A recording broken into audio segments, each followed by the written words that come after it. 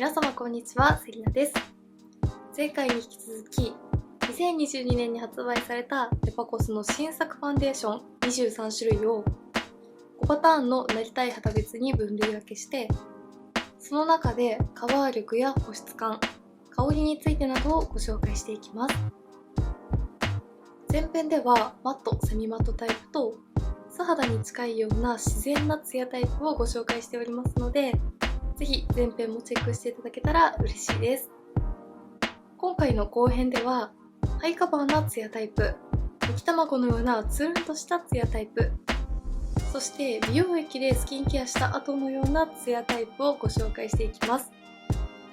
ファンデーション選びに悩まれている方に少しでも参考になれば嬉しいです。それでは早速始めていきます。今回も仕上がり別で分けた中で、さらにカバー力、塗りやすさ、保湿力が高いタイプか崩れに強いタイプか、カラー選びについて、そして香りについてをご紹介していきます。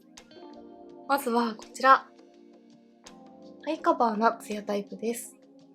ご紹介していくのは2月25日発売のディオール新ディオールスキンフォーエバーフルイドグロー、3月1日発売のポーラ BA リキッドファンデーション、そして9月1日発売のゲランパリュールゴールドスキンフルイドです。3つともツヤタイプですが、コンシーラーなしでも赤みや色ムラをしっかりとカバーしてくれます。まずはカバー力についてです。どれもハイカバーなのでだいたい同じくらいですが、ランキングにすると一番カバー力が高いのがゲラン、続いてディオール、最後がポーラという順番です。まずはこちら側にゲラン、反対側にポーラを塗って比較してみたいと思います。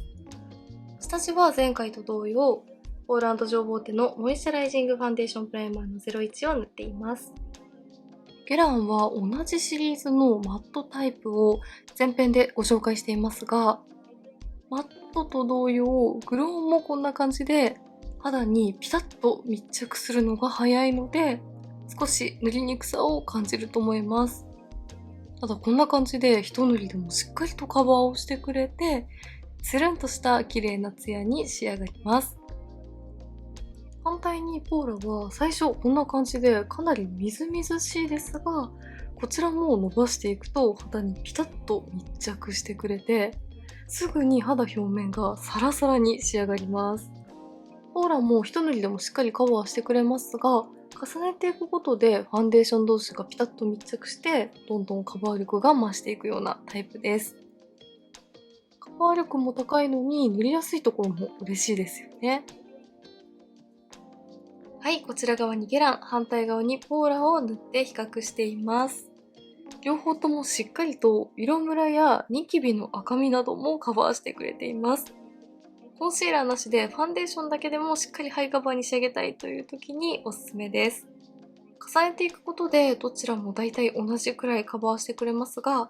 ポーラの方がみずみずしくて軽いテクスチャーな分、一度塗りの状態だとゲランよりも少しカバー力が抑えめだなと感じたので、今回このランキングにしました。ゲランはハイカバーなのにのっぺりせずに立体感を残してくれるような仕上がりで、頬の高い位置に滑らかなツヤが出ています。ポーラは公式サイトに水張りツヤファンデという記載があるくらい、みずみずしくて内側からパンと張ったような綺麗なツヤに仕上がっていますよね。両方ともすごく綺麗な仕上がりだと思います。続いて塗りやすさについてです。先ほど実際に塗っている時にも少し触れましたが、ポーラはみずみずしくて軽いテクスチャーなので、肌表面の乾燥が気になる時にもすごく使いやすいです。続いてディオール、ゲランという順番です。ディオールはゲランと同様、クリーミーなテクスチャーが肌にピタッと密着しますが、適度に伸ばしやすい質感で、下地を変えることでより伸ばしやすくなります。ゲランはやはりマットタイプと同様、ブラシなどツール使いした方が手早くささっと塗りやすいと思います。では、ポーラを残したまま反対側にディオールを塗ってみます。ディオールのグローもリニューアル前から大人気アイテムですが、年の2月にリニューアルされてからもすごく話題になったアイテムですよね。実際に愛用されているという方も多いんじゃないでしょうか。こんな感じで程よくクリーミーな質感で伸びもよく、でもしっかり肌に密着してくれるような感じです。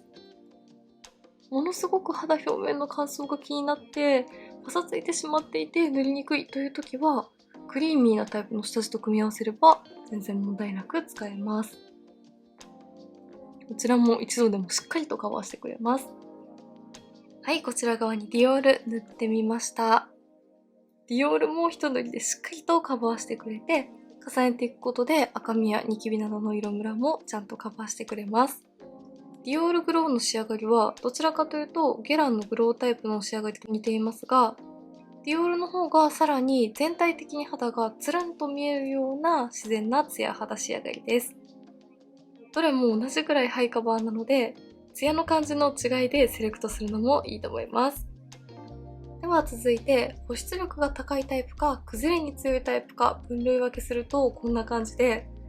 まず今回ご紹介している3つはどれもかなり崩れに強いです。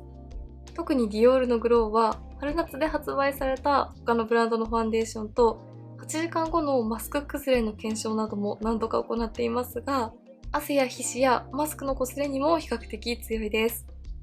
続いてポーラも BA と共通のスキンケア成分が入っていて、とてもみずみずしい塗り心地なのに、時間が経つと肌表面がサラサラに仕上がってくれるので、こちらも汗や皮脂崩れにすごく強かったです。ゲランは3つの中で唯一秋冬に発売されたスキンケアファンデーションですが、ゲランも汗や皮脂、マスク崩れに強いので、ツヤ仕上がりですが、どれも安心してマスクの下のファンデーションとしても使えます。さらにゲランとポーラは塗っている間の乾燥も全然気にならない保湿感の高い美容液ファンデーションなので、崩れにも強くて乾燥も気にならないです。続いてカラーについてはこんな感じです。3つとも全て標準色ですが、比較してみるとやはりディオールが少し暗いかなと感じます。逆にポーラが少しだけ明るめでイエロー寄りの色出しだと感じました。それぞれ肌に塗って比較してみるとこんな感じで、結構明るさの違いがありますよね。そしてポーラは肌の上にのせるとより黄身を強く感じます。ディオールは思ったよりもワントーン明るめ、ポーラは少しピンク寄りのカラーをセレクトしてもいいんじゃないかなと思います。最後、香りについてです。香りはどれも結構強めです。その中でも1番がディオールで、2位がゲランとポーラが同一でした。ディオールはマットタイプと同様、フレグランスのようなフローラル系の香りがしっかりとついていて、ゲランもマットタイプと同様、ディオールに似た香りがついています。ポーラも強いスキンケアの香りがするので、香りが苦手な方にはこの3つ少し気になるかもしれません。はい、ハイカバーなツヤタイプ、まとめるとこんな感じでした。どれもしっかりとカバーしてくれるのに、ちゃんと保湿感もあって崩れにも強くて、すごく優秀なファンデーションだなと思います。カバー力や崩れについては多少の差はありますが、どれも大体同じくらいなので、ツヤのお好みで選ぶのがおすすめです。続いてはこちら。むき卵のようなつるんとしたツヤタイプです。ご紹介していくのは2月10日発売、スックザ・リクイドファンデーション。2月23日発売、メイクアップフォーエバー HD スキンファンデーション。3月16日発売、エルメスプランエアウォームドゥタン。9月2日発売、イヴ・サンローランボーテラディアントタッチグローパクト。9月2日発売、スックグロークリームコンパクト。そして9月18日発売、エレガンススティーミングモイストファンデーションです。艶すぎず素肌に近いような質感が主流だった今季ですが、その中でもつるんとしたツヤが綺麗だなと感じたファンデーションをセレクトしました。まずカバー力についてはこんな感じで、先ほどのハイカバーのツヤファンデーションと比較すると、6つともかなりナチュラルです。ランキングにしてみるとこんな感じで、1位はスックのグロークリームコンパクトとイヴ・サンローラン・ボーテが同率。続いてメイクアップ・フォーエバー。そして4位がスックのザ・リクイドファンデーションとエルメスが同率。そして最後がエレガンスです。同率1位のスックとイヴ・サンローラン・ボーテは両方ともコンパクトタイプなので、パフでつけることで密着してカバー力がアップして見えるというのもあると思いますが、自然でツヤツヤな仕上がりながらもある程度カバーはしてくれるタイプです。この2つはサブチャンネルで比較動画などもアップしていますが、スックの方がクリームタイプな分少しだけカバー力が増して感じるかなと思います。続いてメイクアップフォーエバーはみずみずしいですが肌にピタッと密着するタイプなので、重ねていくことである程度のカバー力も得られます。そして同率4位のスックのリキッドとエルメスは両方とも粉感を感じさせないすごく滑らかなタイプなので、重ねていっても汚くならずにつるんとした質感を保ってくれる分、少しカバー力は落ちる印象です。そして6位のエレガンスは美容液を塗った後のようなツヤツヤ感もあったので、この後ご紹介する美容液でスキンケアした後のツヤタイプに分類するかすごく悩んだくらいなので、この6つの中ではカバー力が一番ナチュラルです。では一番カバー力が高いと感じたスックのグロークリームコンパクトとエレガンス比較してみます。スックのコンパクトは中はリキッドタイプのファンデーションではなく、こんな感じの固形のクリームファンデーションが入っているので、程よいオイル感とクリームの滑らかなツヤがすごく綺麗です。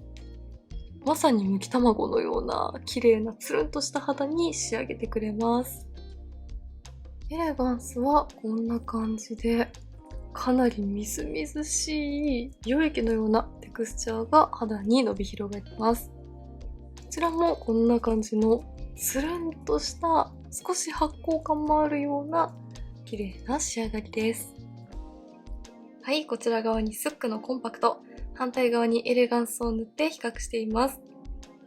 両方ともむき卵のようなつるんとしたツヤがすごく綺麗ですよね。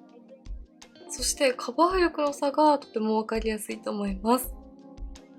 スックはクリーミーなファンデーションが重ねていくたびに肌に密着してくれるので、大きいニキビの赤みなどをカバーする感じではないですが、赤みや色ムラや毛穴の凹凸感を綺麗につるんとフラットに見せてくれます。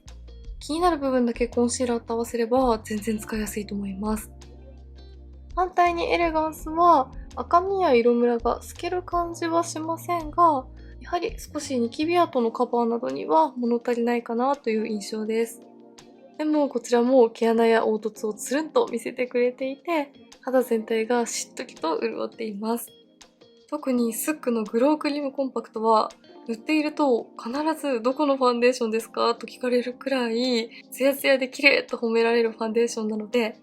ツヤ肌好きの方はぜひチェックしていただきたいアイテムです。続いて塗りやすさです。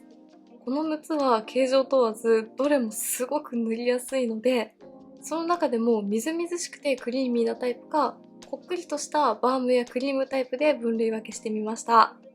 イヴ・サンローラン・ボーテとメイクアップフォーエバー、スックのリクイドファンデーションとエレガンスはみずみずしいタイプ、スックのグロークリームコンパクトとエルメスはクリーミーなタイプです。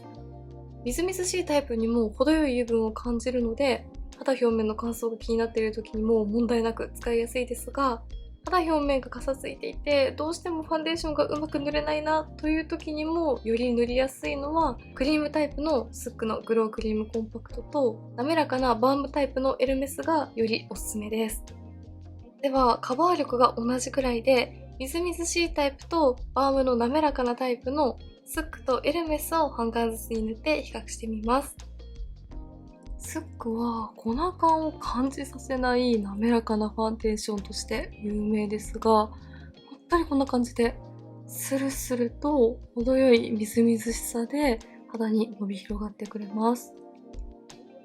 一応分類分けとしてはみずみずしいタイプにしましたが、ちゃんと油分も感じるのですごく塗りやすいです。エルメスはバームタイプのファンデーションなので、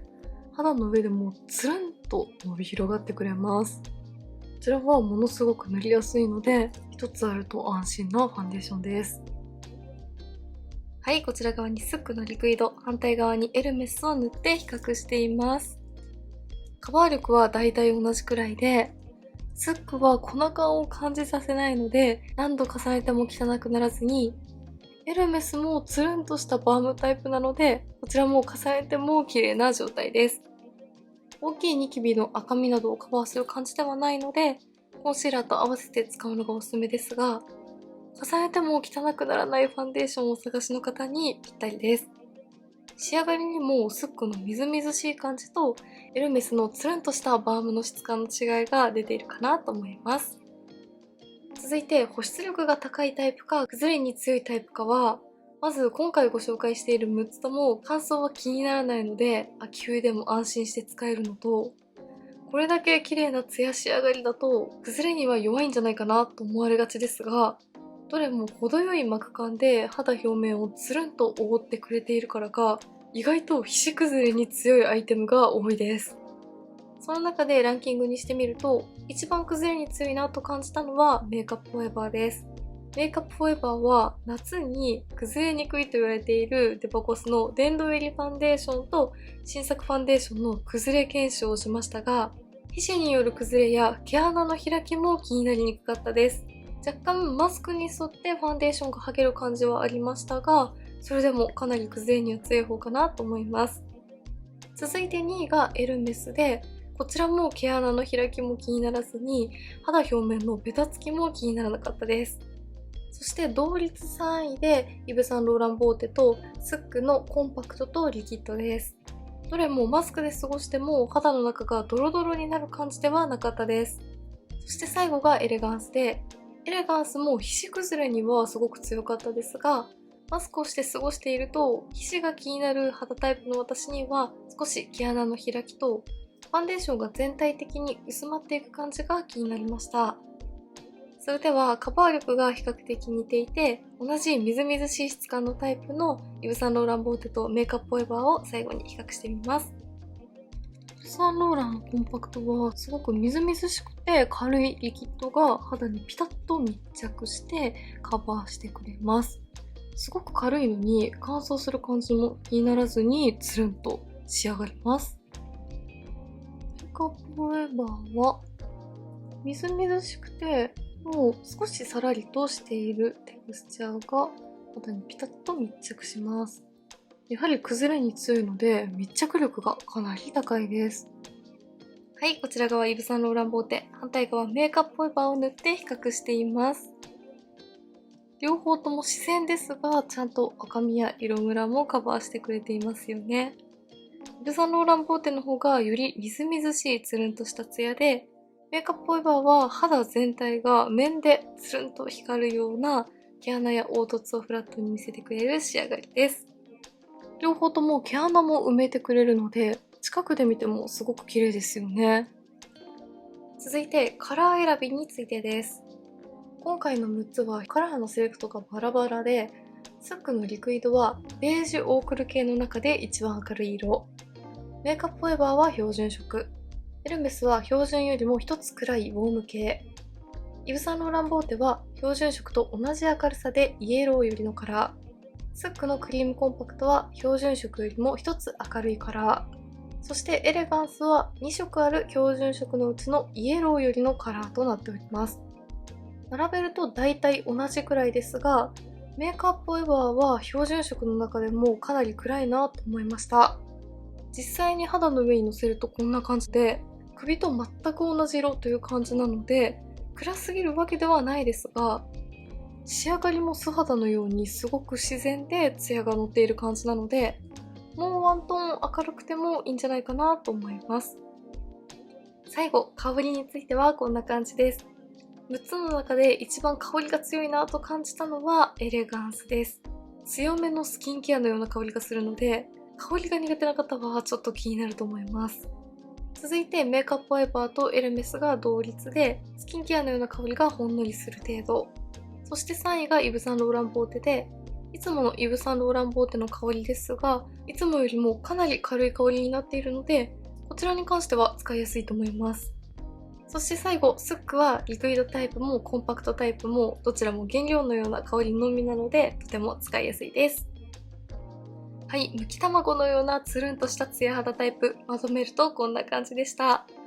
実際に肌の上に塗ってみると、どれも本当にむき卵のようなつるんと感があって、すごく綺麗ですよね。程よい膜感があるので、皮脂崩れにも強くて、もちろん乾燥対策もできるというところも嬉しいアイテムばかりでした。ハイライトは使わずにファンデーションだけでツヤが欲しいという方にぴったりです。最後はこちら。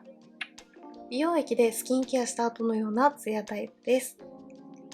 ご紹介していくのは1月21日発売、シャネルフルイドファンデーションヌメロ&ドゥシャネル。8月21日発売、クレドポーボーテルフォンドゥタン N。そして8月26日発売、ルナソルグローイングシームレスバーム EX21 の3つです。どれもスキンケア後のようなみずみずしいツヤ肌に仕上がって、クレドポーボーテとシャネルはスキンケアラインから発売されているので、高いスキンケア効果も期待できるファンデーションです。まずカバー力についてはこんな感じで、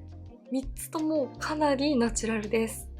だいたい同じくらいのカバー力ですが、ランキングにするとシャネルの方が少しだけカバー力が高くて、クレドポーボーテとルナソルが同じくらいでした。まずはクレドポーボーテとルナソルを比較してみます。クレドポーボーテのルフォンドゥタンは、今回ご紹介している23種類のファンデーションの中でも一番高価なファンデーションです。こんな感じでスキンケアのクリームのような感覚で塗れますが、少しバームっぽさもあるので、肌の上でドロドロとしてしまう感じもなく、ちゃんと密着感もあります。カネボウはバームタイプのファンデーションですが、肌に吸い付くような質感がすごく良くて、個人的にも塗り心地がとても好きなファンデーションです。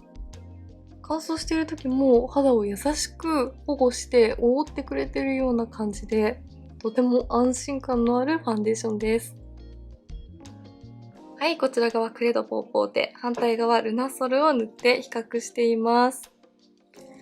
どちらもすごくナチュラルなカバー力ですが、細かい赤みや色ムラなどは均一に見せてくれているので、スキンケアの延長のような塗り心地で使いやすいです。気になるところはコンシーラーと合わせて使うのがおすすめです。仕上がりはどちらもツヤツヤで、クレドポーポーテはスキンケア後のようなツヤに少しだけ発光感も感じるところが綺麗ですよね。反対にルナソルは濡れたようなツヤが出るファンデーションなので、今季このくらいツヤツヤなファンデーションはなかなか珍しかったんじゃないかなと思います。続いては塗りやすさについてです。こちらも3つともかなり塗りやすいので、ランキングとしては同率ですが、それぞれの特徴は、シャネルは乳化タイプの化粧水のようなみずみずしさがあるので、かさついた肌にも塗りやすいのと、クレドポーボーテは柔らかいバームっぽさもあるクリームが肌にピタッと密着してくれて、ルナソルは少し重めのクリームが肌に吸い付くようにピタッと密着して肌を保護してくれているような感じです。ではクレドポーボーテを残して反対側にシャネル塗っていきます。シャネルは本当にみずみずしいので、化粧水や乳液を塗ってる感覚でさらっと塗れます。でもこんな感じで意外と肌にもとどまってくれるので、重ねていけばある程度カバーをすることもできます。はい、こちら側シャネル塗ってみました。やはりシャネルの方が重ねていくことで肌に密着する分、クレドポーボーテやルナソルよりも少しカバー力はありますね。クレドポーボーテと比較すると一見ツヤは抑えめに見えますが、顔を動かすと全体的に面でツヤツヤと光るような仕上がりです。続いて保湿力が高いタイプか崩れに強いタイプかはこんな感じで、3つとももちろん保湿力はすごく高いです。その中でもクレドポーボーテはもともとナチュラルな仕上がりというのもありますが、意外とマスクで過ごしても崩れは気になりにくいです。反対にルナソルとシャネルは崩れには少し弱くて、ルナソルはクリーミーで少し重さがあるので、マスクのプリーツに沿ってファンデーションが剥げていくのが気になるのと、シャネルはみずみずしくて緩いテクスチャーなので、皮脂が気になる肌タイプの方は時間が経つと皮脂で浮いてくる感じが気になります。崩れも気になる方は、この中ではクレドポーボーテが一番安心して使いやすいです。続いてカラー選びについてです。クレドポーボーテとルナソルは標準色。シャネルは標準色と同じ明るさでイエローよりのカラーです。比較してみるとルナソルが少し暗めなので、いつもよりもワントーン明るいカラーをセレクトしてもいいと思います。最後、香りについてはこんな感じです。3つの中ではシャネルが一番香りを強く感じて、シャネルはベースメイクもラインによって香りが違いますが、このヌメロのシリーズは少し甘さがあって、個人的にはとても好きな香りです。続いてクレドポーボーテはほんのりとスキンケアのような香りがする程度で、ルナソルは原料のような香りのみなのでとても使いやすいです。はい、美容液でスキンケアした後のようなツヤタイプはこんな感じです。全体的に濡れたようなツヤが綺麗な仕上がりでしたよね。高保湿な分、どうしても崩れには弱くなってしまいますが、乾燥が気になるときやみずみずしいツヤ肌で過ごしたいというときにはぴったりです。はい、ではこんな感じで今年発売されたデパコスの新作ファンデーション23種類を前編と後編に分けてご紹介していきました。改めて振り返ってみると、どれも仕上がりがものすごく綺麗でしたよね。トレンド感を抑えつつも各ブランドちゃんと違いが出ていたので、ぜひ自分にぴったりのファンデーションを見つけてみてください。メイクについてのご質問やこんな動画見たいなどございましたら、お気軽にコメントやチャンネル登録していただけると嬉しいです。それでは最後までありがとうございました。